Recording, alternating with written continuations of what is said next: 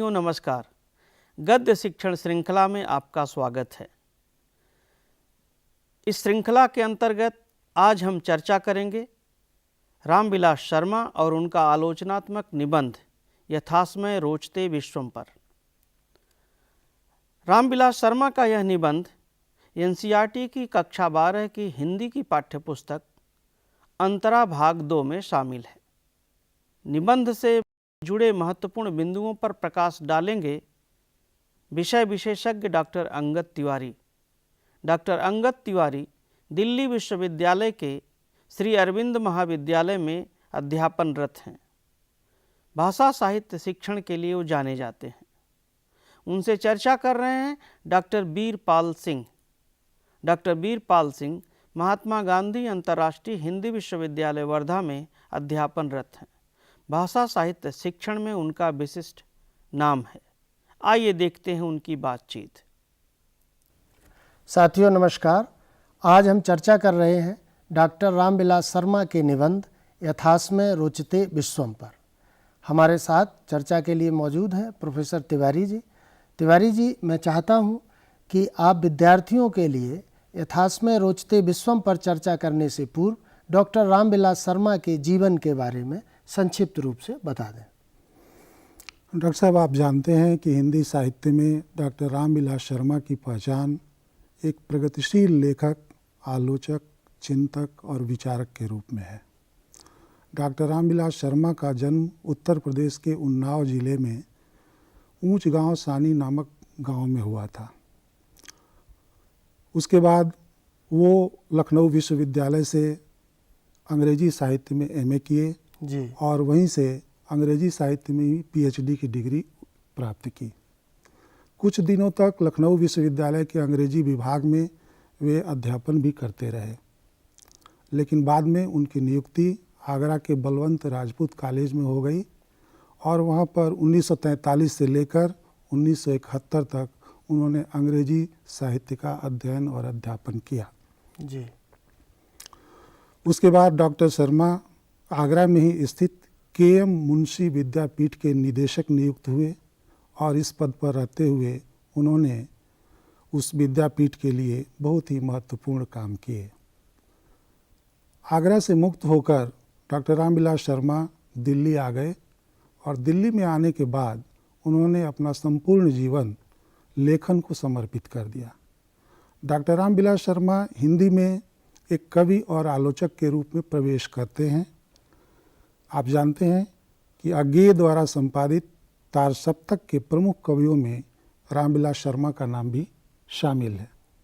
लेकिन बाद में डॉक्टर रामविलास शर्मा ने कविता लेखन का काम छोड़ दिया और आलोचना के क्षेत्र में अपने आप को केंद्रित किया और हिंदी की प्रगतिशील आलोचना को सुव्यवस्थित करने में, उसे एक नई दिशा देने में महत्वपूर्ण भूमिका निभाई।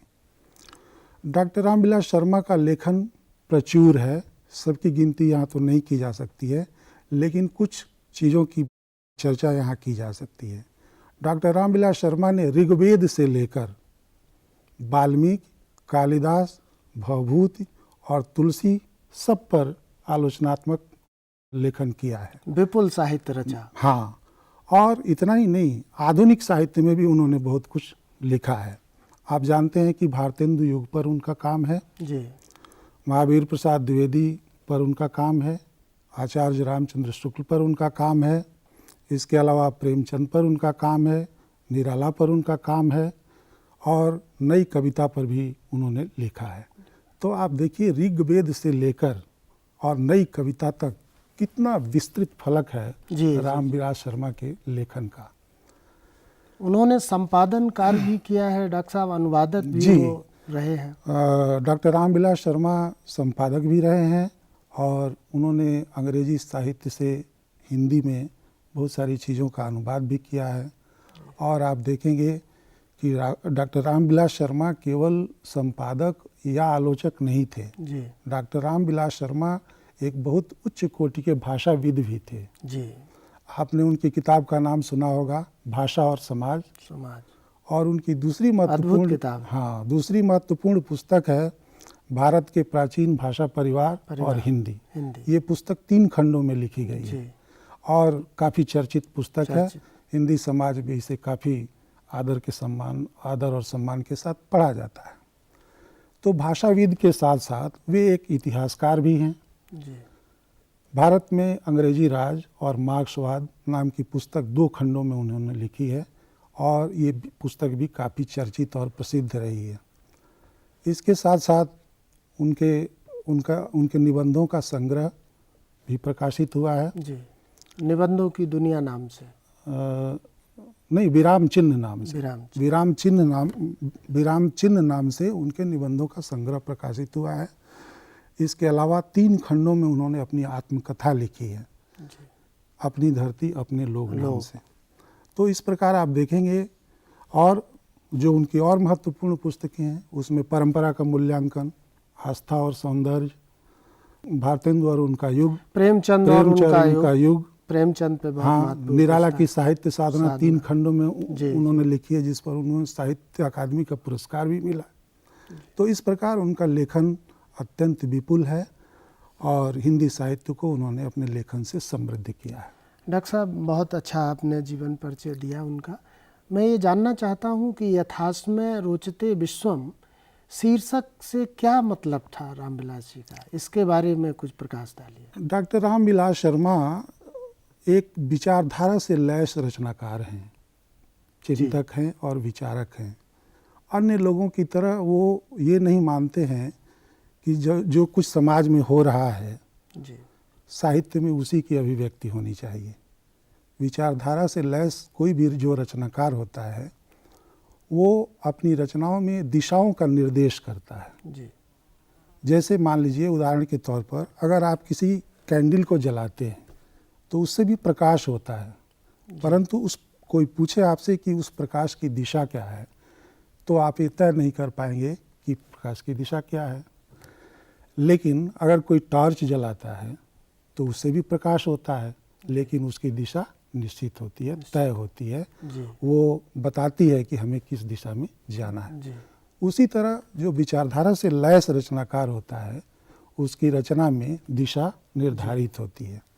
डॉक्टर रामविलास शर्मा कहते हैं कि यथास्मयी रोचते विश्वम, अर्थात इसको, ये संस्कृत का पदबंध है, इसको हिंदी में ये कह सकते हैं कि जैसी दुनिया हमें पसंद है, रुचिकर है, अच्छा लगती है जैसी दुनिया कवि को, रचनाकार को, कलाकार को। तो जो कलाकार होता है वो अपने समय और समाज से कभी भी संतुष्ट नहीं होता है। हमेशा उस समय और समाज में कुछ ऐसा पाया जाता है जिसे वो पसंद असंतुष्ट रहता है रचनाकार। इसलिए वो नए समाज का निर्माण करना चाहता है और वह समाज उसके अपने मन का समाज होता है। तो डॉक्टर रामविलास शर्मा यही कहते हैं कि जो वैचारिक रचनाकार है वो अपनी पसंद की दुनिया का निर्माण अपनी रचना में करता है, उसको प्रस्तावित करता है, उसके स्वरूप की रूपरेखा रखता है, भले ही वह किसी और को पसंद हो। यानी कि एक लेखक रचनाकार एक नई दुनिया का विकल्प भी पेश करता है। बड़ा रचनाकार एक विकल्प भी देता है जो समस्या है। डॉक्टर साहब, निबंध को जीवन की कसौटी कहा जाता है, आचार्य शुक्ल ने कहा है। तो निबंध विधा के बारे में आप थोड़ा संक्षिप्त। अक्सर निबंध की कोई सर्वमान्य परिभाषा नहीं दी जा सकती और निबंध के तत्वों को भी सुनिश्चित नहीं किया जा सकता। सिर्फ यही कहा जा सकता है कि निबंध रचनाकार के व्यक्तित्व को प्रकाशित करने वाली एक ललित रचना है। इसकी कोई निश्चित परिभाषा नहीं है। निबंध को अंग्रेजी में कंपोजिशन या ऐसे भी कहा जाता है। अब इस निबंध का जन्म कैसे होता है? डॉक्टर साहब, आप जानते हैं कि मनुष्य का केंद्रीय भाव जो है वो स्वाधीनता का भाव है, लेकिन हमेशा मनुष्य समसामयिक परिस्थितियों के दबाव में जीता है। तो एक तरफ स्वाधीनता का भाव, स्वाधीनता की चेतना, और दूसरी तरफ समसामयिक परिस्थितियों का दबाव। इन दोनों के होने पर व्यक्ति में इतिहास बोध पैदा होता है। और जब इतिहास बोध पैदा होता है किसी व्यक्ति में, तो तो उसे अपने परंपरा की रूढ़ियाँ दिखाई पड़ने लगती हैं, और जब रूढ़ियाँ दिखाई पड़ने लगती हैं तो वह उससे मुक्त होना भी चाहता है। इस प्रकार इस प्रक्रिया में उसके व्यक्तित्व का गठन अथवा पुनर्गठन होता है। डॉक्टर साहब, इस निबंध में इसी व्यक्तित्व से निबंध का संबंध है, क्योंकि निबंध का उद्देश्य व्यक्तित्व का प्रकाशन, और एक दूसरा उसका गुण है। दूसरा गुण क्या है कि जो निबंधकार है वो किसी विषय पर, किसी वस्तु पर निबंध लिखता है, जिसमें निर्बंध होकर, स्वतंत्र होकर वो अपने विचारों को रखता है, और आत्मीय ढंग से पाठकों को भी उसमें प्रतिभागी बनाने के लिए आमंत्रित करता है।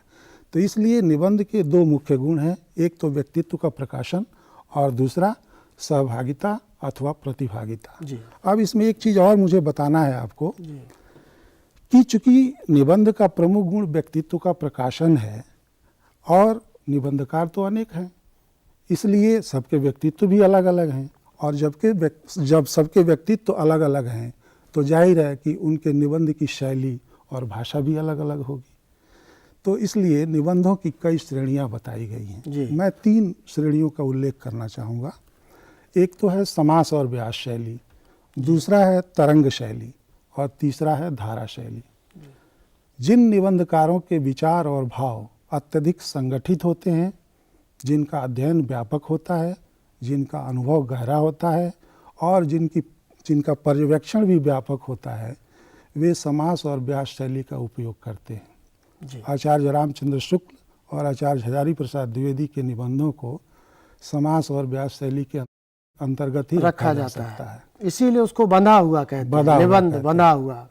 और दूसरी शैली है तरंग शैली। तरंग शैली में रचनाकार का मूड प्रधान होता है। मूड का अर्थ हुआ मन स्थिति। मन स्थिति। इस मन स्थिति के तहत वह तरंग में आकर कुछ लिखता है, और उसका हृदय कभी इस वस्तु को पकड़कर चलता है, कभी उस वस्तु को पकड़कर चलता है। कभी उसके हृदय का वेग तीव्र हो जाता है, कभी शिथिल हो जाता है, और कभी स्तब्ध हो जाता है। डॉक्टर साहब, इस निबंध में इसको पूरा कर लेते हैं तो तरंग में आकर जो लोग लिखते हैं, उन तरंग में आने की वजह से उनकी भाषा में भी उतार चढ़ाव देखने को मिलता है।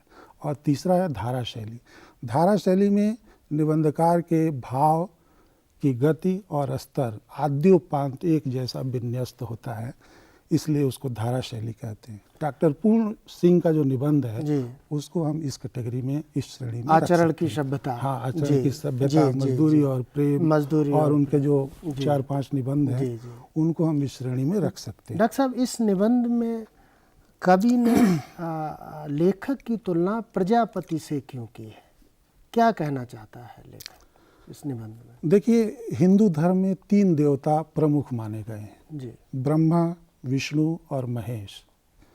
ब्रह्मा इस सृष्टि के सर्जक रचनाकार हैं, विष्णु इसके पालन करता हैं और महेश संहार करते हैं। तो चूंकि इस सृष्टि के सर्जक रचनाकार ब्रह्मा हैं, इसलिए उन्हें प्रजापति का दर्जा दिया गया है। उन्हें प्रजापति के नाम से भी जाना जाता है। डॉक्टर रामविलास शर्मा का मानना है कि जो सृजनशीलता ब्रह्मा में पाई जाती है, वही सृजनशीलता कवि और रचनाकार में भी पाई जाती है। जिस तरह से ब्रह्मा अपना समाज बनाता है, कवि और रचनाकार भी अपनी रचना में एक नए समाज का निर्माण करता है। क्योंकि जिस समय और समाज में वह रहता है, उस समय और समाज की सभी चीज़ों को पसंद नहीं करता है, इसलिए वो असंतुष्ट होता है, और उस असंतोष की भावना से प्रेरित होकर वो नए समाज की सृष्टि करता है। यहाँ पर उसकी भूमिका प्रजापति के समतुल्य हो जाती है। इसीलिए तुलना इसीलिए रामविलास शर्मा जी साहित्य समाज का दर्पण है, आचार्य महावीर प्रसाद द्विवेदी की जो परिभाषा थी उससे अलग भाव रखते हैं और असहमति प्रकट करते हैं। हाँ, देखिए, साहित्य समाज का दर्पण है, एक पुराना सिद्धांत है। इस पर बहुत ही बहसें हुई हैं। तो साहित्य समाज का दर्पण है, ये धारणा एक हद तक ही सही है, पूरी तरह सही नहीं है। साहित्य में निश्चित रूप से समाज की अभिव्यक्ति होती है, लेकिन दर्पणवादी सिद्धांत के हिसाब से अगर आप विचार करें तो साहित्य में जो समाज दिखाई पड़ेगा वो सतही समाज होगा, जी माने ऊपरी चीज ऊपरी आपको चीज दिखाई आएगी। पड़ेगा, उसकी गहराई में जी दिखाई नहीं पड़ेगा। बिल्कुल तो समाज का दर्पण तो है साहित्य, जी लेकिन लेखक इससे असहमत है। जी असहमत होने का कारण ये है कि दर्पण में तो आप ऊपरी चीज़ों को देखते हैं, जी लेकिन जो रचनाकार होता है वो सिर्फ ऊपरी चीज़ों को नहीं देखता नहीं है। देखता है। वह यथार्थ की परतों के अंदर प्रवेश करता है और नीचे के तह में क्या कुछ चल रहा डॉक्टर है साहब, उसको भी इसी से देखता है। जुड़ा हुआ मेरा प्रश्न है, प्रति प्रश्न आप कह सकते हैं कि यदि वही नहीं देखता है तो फिर एक ही पात्र में सारे अच्छे गुण इस निबंध में समाहित कर दिए गए हैं। ऐसा क्यों, ऐसा लेखक ने क्यों, निबंधकार ने ऐसा क्यों किया? हाँ, मैं इसका उत्तर दूंगा, लेकिन मेरा इसमें थोड़ा सा एक दो बात और कहनी है। जी देखिए, अगर दर्पणवादी सिद्धांत को आप स्वीकार कर लेते हैं जी तो इसका मतलब ये हुआ कि आप किसी रचनाकार की रचनाशीलता को अस्वीकार कर रहे हैं, जी उसकी सृजनात्मक क्षमता का निषेध कर रहे हैं। जी आप जानते हैं कि प्लेटो ने एक काम किया था, उसने कलाकार को बहुत ही नकली बता दिया था। उसने कहा था जो कला अनुकरण है, का अनुकरण करता है, कला इसलिए नकल की त्याज्य नकल हे है, इसलिए जी, त्याज्य है और हे हे है, है। जी, जी। और उसके इस सिद्धांत की वजह से समाज में कलाकार का बड़ा अवमूल्यन हो जी गया था। जी लेकिन उसी के शिष्य अरस्तु ने इस सिद्धांत का खंडन किया। उसने रचनाकार की रचनाशीलता को पहचाना और समाज में उसे पुनर्प्रतिष्ठित। इसीलिए तो वो कहते हैं इस निबंध में कि साहित्य सिर्फ थके हारे मनुष्य का ही प्रतिबिंब नहीं है, अपितु उसे उत्साहित करता है। हाँ, उत्साहित और प्रेरित करता है। बिल्कुल सही बात। केवल मनोरंजन न कवि का कर्म होना चाहिए, उसमें उचित उपदेश का भी मर्म होना चाहिए। उपदेश और प्रेरणा दोनों होनी चाहिए। साहित्य का अस्तित्व मानव संबंधों से क्या है डॉक्टर साहब? देखिए, साहित्य में समाज की अभिव्यक्ति होती है। जी जी और समाज का निर्माण मानव संबंधों से होता जी है। जी मनुष्यों के बीच अगर संबंध नहीं है जी। तो उसे आप समाज नहीं कह सकते, वह एक भीड़ है। यानी समाज का निर्माण मनुष्यों की अंतरक्रिया से होता है। संवेदनशील मनुष्यों की जब अंतरक्रिया होगी तभी समाज का निर्माण होगा। तो जब अंतरक्रिया होगी तब जब संबंध होंगे, तो जो समाज है वो संबंधों से परे नहीं होता है।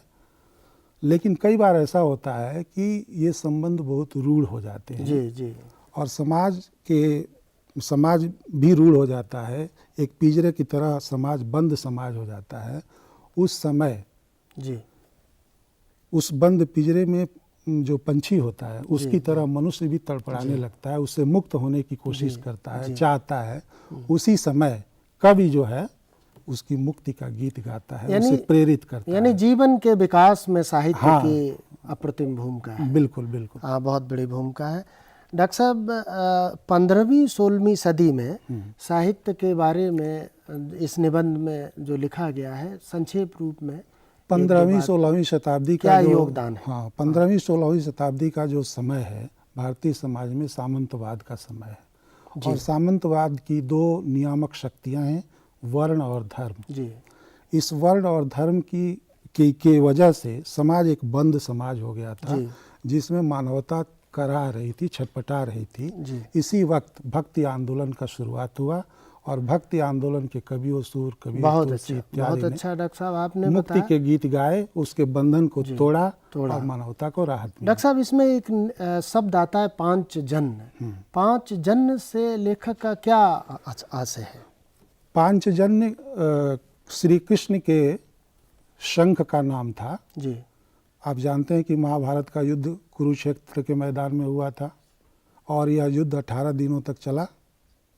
डॉक्टर साहब, इस निबंध में पांचजन्य शब्द का प्रयोग किस आशय में लिया गया है? देखिए, डॉक्टर रामविलास शर्मा का ये मानना है कि साहित्य में व्यक्त जो विचार है वो साहित्य का पांचजन्य है। जी। क्योंकि विचार की वजह से संघर्ष पैदा होता है और संघर्ष की वजह से मानव संबंधों में परिवर्तन होता है और उस परिवर्तन की वजह से समाज के ढांचे में परिवर्तन होता है। समाज का पुराना ढांचा टूटता है और उसमें से एक नया समाज निकलता है जो अपेक्षाकृत अधिक मानवीय और विकास की दृष्टि से अधिक उन्नत होता है। बहुत खूबसूरत। डॉक्टर साहब, आपका बहुत बहुत धन्यवाद। नमस्कार। साथियों, अभी आपने रामविलास शर्मा और उनके आलोचनात्मक निबंध यथासमय रोचते विश्वम पर चर्चा सुनी और देखी। चर्चा के उपरांत आप लोगों के मन में जो प्रश्न और जिज्ञासाएं रही होंगी वह निश्चित रूप से उनका समाधान हो गया होगा। फिर भी आप लोगों के मन में कोई प्रश्न, कोई जिज्ञासा हो तो आप अपने साथी मित्रों से चर्चा करें, अपने अध्यापकों से संवाद करें। साथियों, अब हमारा कार्यक्रम यहीं संपन्न होता है। अगले कार्यक्रम में हम अन्य लेखक और रचनाकार और उनकी रचना के साथ फिर हाजिर होंगे। तब तक के लिए हमें आज्ञा दीजिए। नमस्कार।